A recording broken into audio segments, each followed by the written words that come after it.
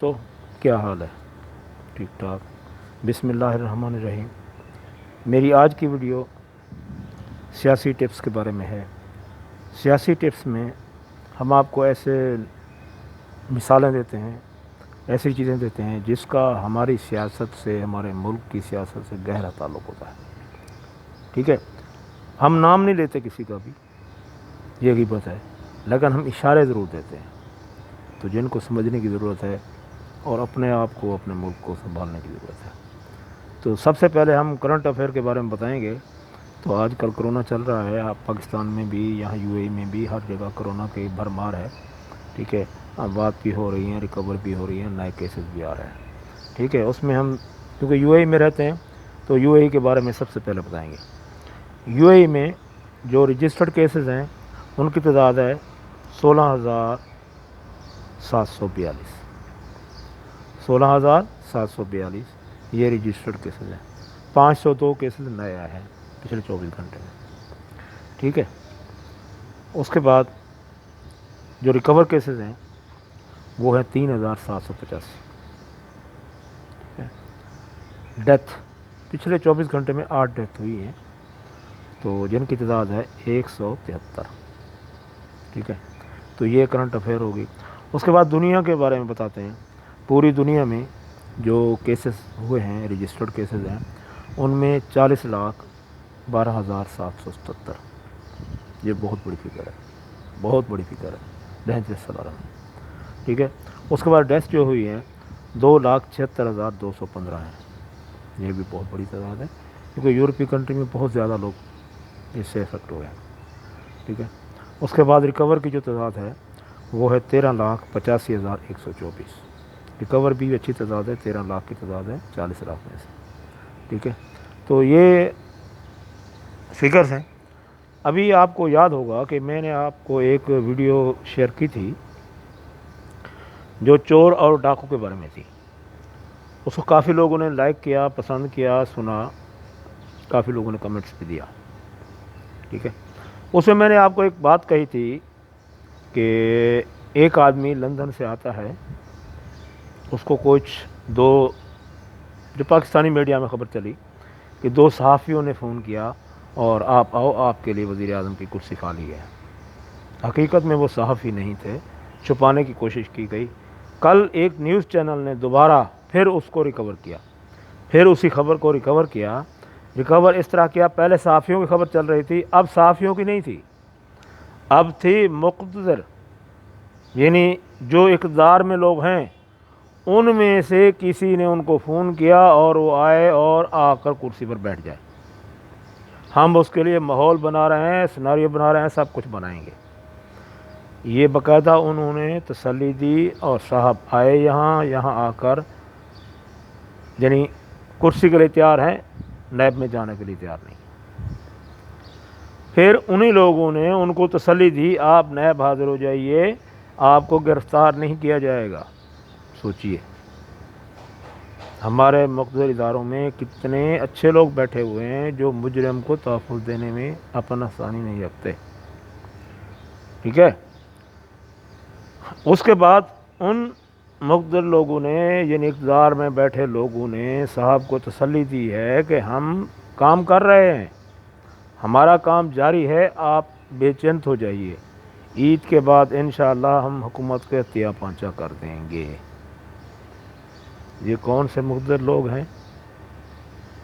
میرا آئیڈیا یہ ہے، کیونکہ میں باہر بیٹھا ہوں، باہر کا آدمی اچھی طرح اپنی ملک کی نیوز کو سن سکتا ہے، کیونکہ ہمارے ملک کے جو ادارے ہیں وہ تقریباً سیل منڈی کی طرح ہیں، جس میں منڈی میں سیل لگتی ہے، بولی لگتی ہے اور وہ بک جاتے ہیں۔ ہر ادارہ نہیں، کچھ ادارے، اور ان اداروں میں بیٹھے ہوئے ذمہ دار لوگ، کچھ، ہر ایک نہیں، سب کو میں بلیم نہیں کروں گا، لیکن کچھ ہیں ان میں جن کو چھانٹنا بہت ضروری ہے۔ چھانٹنے کی ضرورت بھی نہیں ہے، وہ سامنے ہے۔ تو جنہوں نے 50 روپے کے اسٹامپ پر ان کو ملک سے باہر بھیجا تھا، یہ مقتدر لوگ وہی ہیں۔ میرا اشارہ اتنا ہے۔ اس کے بعد میں دوسری چیز آپ کو بتا دوں کہ جب محترمہ مریم نواز نے ایک جج کی ویڈیو لیک کی تھی اس ویڈیو لیک کے بعد کیا رزلٹ آیا کہ ہماری عدلیہ نے آہستہ آہستہ تمام نون لیگ کے جتنے مجرم تھے، جتنے جرائم پیشہ تھے، حتیٰ کہ جن کو سزا بھی ہو چکی تھی، ان کو ضمانتیں دینا شروع کر دی، کیونکہ ان کو ڈاؤٹ ہو گیا کہ ہم نے بھی تو یہ کام کیے ہیں، لہذا ہماری ویڈیو بھی تو ہوں گی، وہ لیک ہوں گی تو بہت بڑا مسئلہ بنے گا۔ اب ویڈیو لیک کا کیس کیا ہوا، کیسے ہوا، چند دنوں میں ختم ہو گیا، نہ ویڈیو دینے والے کا پتہ، نہ لینے والے کا پتہ، نہ لیک کرنے والے کا پتہ، نہ توہین کا پتہ، نہ کسی چیز۔ اگر وزیر اعظم ملک کا توہین کرتا ہے تو اس کو عدالت میں بلایا جاتا ہے اور ان سے پوچھا جاتا ہے اور ان کو اس کی کرسی سے ہٹا دیا جاتا ہے۔ میں یوسف رضا گیلانی کی بات کر رہا ہوں۔ لیکن اسی طرح شریف برادران میں کوئی ایسا کام کرتا ہے تو اس کو چھپا دیا جاتا ہے۔ اس کی ریزن یہی ہے کہ ان کے چوری کے ثبوت ان کے پاس موجود ہیں، وہ بہت تکڑے لوگ ہیں، انہوں نے ویڈیو بھی بنائی ہیں ان کی، اور کافی چیزیں ان کے پاس محفوظ بھی ہیں۔ اگر کوئی ان کے خلاف ایکشن لے گا تو ان کی وہ ویڈیو آہستہ آہستہ لیک ہوتی جائیں گی۔ میں نے آپ کو بتایا تھا نا، چور ہر ادارے میں بیٹھے ہوئے ہیں، لیکن ان کو پکڑنے والا کوئی نہیں ہے، ان کو باہر پھینکنے والا کوئی نہیں ہے، ان کو کٹہرے میں کھڑے کرنے والا کوئی نہیں ہے۔ جس ملک میں مجرم کو سزا نہ دی جائے وہاں جرائم بڑھتے ہیں، اور اس جرائم کی روک تھام کے لیے ضروری ہے کہ ہمیں مجرم کو سزا دینی چاہیے، چاہے وہ چھوٹا ہو چاہے بڑا ہو۔ پچھلے دنوں سعودیہ میں ایک کیس ہوا کہ 2 آدمیوں نے، جن میں ایک پاکستانی تھا اور ایک عربی تھا، وہ کسی گھر میں گھس گئے، انہوں نے ایک عورت کے ساتھ زیادتی کی، زبردستی کی۔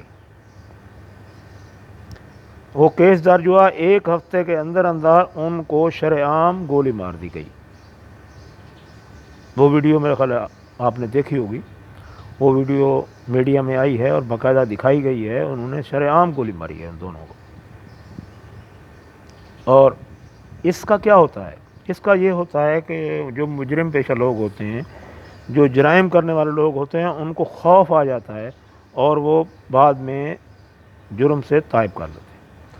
سعودی عرب اس وقت کرائم کی دنیا میں بہت پیچھے ہے، یعنی اس میں کرائم نہ ہونے کے برابر ہے۔ کیوں؟ وہاں فوری سزا ہوتی ہے، فوری عمل ہوتا ہے۔ یہی حال یو اے ای کا ہے۔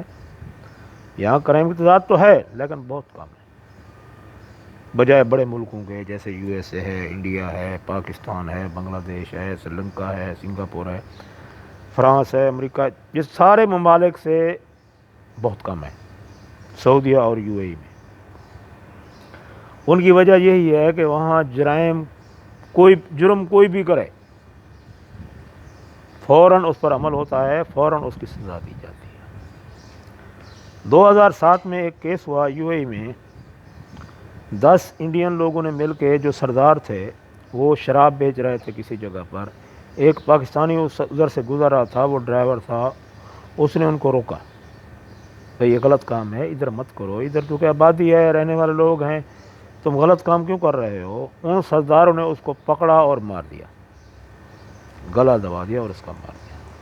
ان کا طریقہ واردات یہ ہوتا تھا کہ یہ جو الیکٹریکل لائنیں ہوتی ہیں یہاں یو اے ای میں، یہ انڈر گراؤنڈ ہوتی ہیں، ان کے جگہ جگہ پر بکس رکھے ہوتے ہیں۔ بکس سے مراد یہ ہے کہ ان کا جیسے گٹر کا وہ ہوتا ہے نا، ڈھکن ہوتا ہے، تو ان کے نیچے ایک حوضی بنی ہوتی ہے، اس کا ایک ڈھکن ہوتا ہے، اندر جگہ خالی ہوتی ہے، انہوں نے سامان اس کے اندر چھپا کے رکھا تھا۔ وہ ڈھکن اتارتے تھے، باہر ڈبے نکالتے تھے اور لوگوں میں تقسیم کرتے تھے۔ اس طرح ان کو پکڑنے کے لیے انہوں نے جو طریقہ کار بھی تھا، ان کو کوئی نہیں پکڑ رہا تھا، وہ اپنا کام دھندا چلا رہے تھے، لیکن ایک پاکستانی نے ان کو روکا، انہوں نے اس کو پکڑا اور مار دیا۔ جب مار دیا، یہ کیس رجسٹرڈ ہوا، پولیس کے پاس گیا، پولیس نے تحقیقات کی، ان لوگوں کو پکڑ لیا، پکڑنے کے بعد ان کو سزائے موت سنا دی۔ سزائے موت کا ٹائم لیمٹ جو ہوتا ہے وہ یہاں پر 1 ہفتہ یا 15 دن ہوتے ہیں، 15 دن کے بعد ان کو سزا دی جاتی ہے، ٹھیک ہے۔ اپیل کا صرف 2 یا 3 دن ہوتے ہیں۔ انڈین گورنمنٹ نے اپیل کی لیکن انہوں نے کہا نہیں، ہم نہیں مانتے، یہاں جو UAE میں آ جاتا ہے وہ ہمارا شہری ہے، ہمارا بھائی ہے،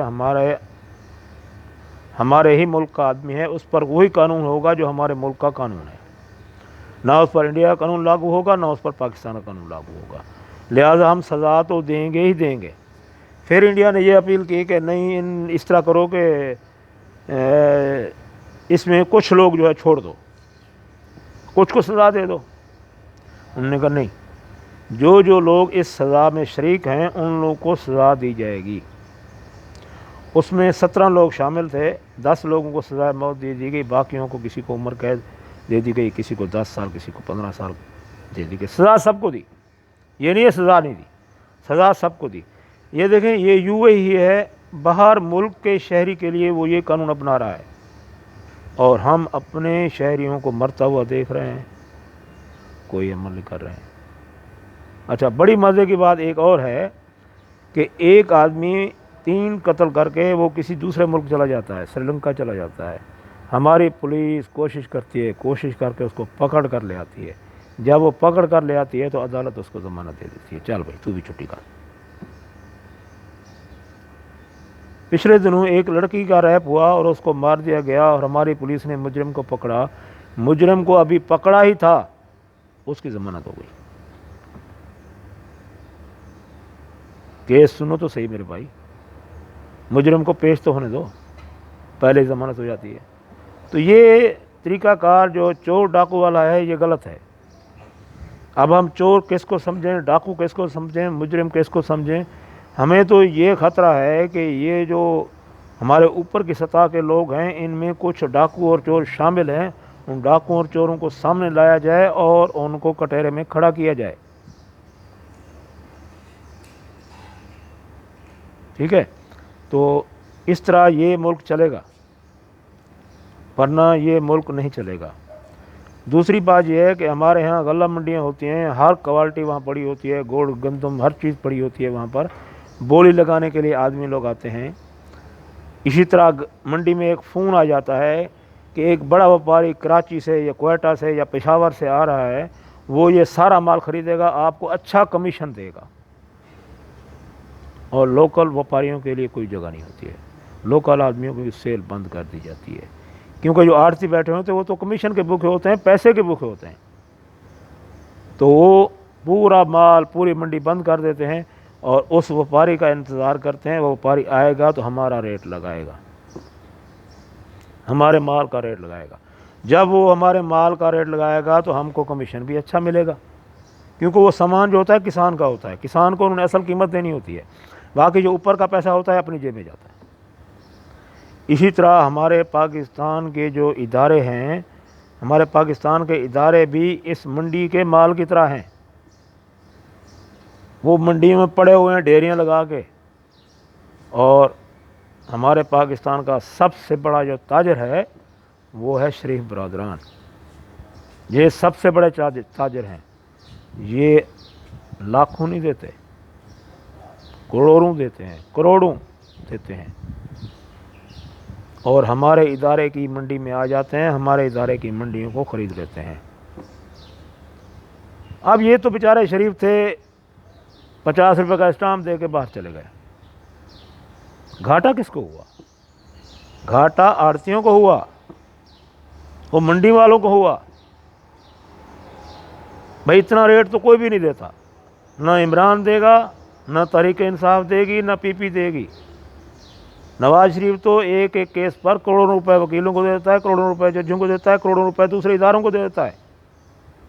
موج مستیاں کرو تم بھی اور ہم بھی، اور یہ لوگ الیکشن تو چھوڑو، حکومت میں آنے کے لیے 1 نمبر ہو، 2 نمبر ہو، 3 نمبر ہو، 4 نمبر ہو، ہر طریقہ آزماتے ہیں، اور جتنا پیسہ لگے وہ لگا دیتے ہیں، اور بعد میں ملک سے نکال لیتے ہیں۔